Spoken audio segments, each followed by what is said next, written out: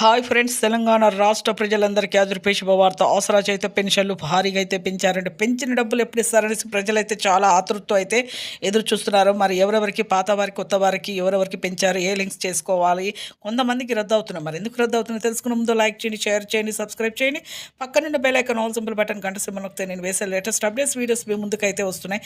ఇక లేట్ చేయకుండా అయితే వీడియోలకు అయితే వెళ్ళిపోతాం. పాత వారికి, వృద్ధులకి, వితంతులకు 1,000, 4,000, వికలాంగులకు 6,000, ఎంపీసీ లింక్ చేసుకున్న వారికి మాత్రమే phone number, Aadhaar card link చేసుకుంటే ఎంపీసీ లింక్ అనమాట. వీళ్ళందరికీ కూడా రాబోతున్నాయండి. జూలై 15వ తేదీ అయితే పెన్షన్లు 4,000 నుంచి 6,000 రూపాయల వరకు. అలాగే సదరం సర్టిఫికేట్ చూపించకపోయినా, ఫేక్ సర్టిఫికేట్ చూపించినా రద్దు అవుతున్నాయి. అలాగే వయసుసారిగా లేకపోయినా రద్దు అవుతున్నాయి. అలాగే 3 ఎకరాల పంట పొలాలు కూడా ఉన్నా కూడా రద్దు అవుతున్నాయండి.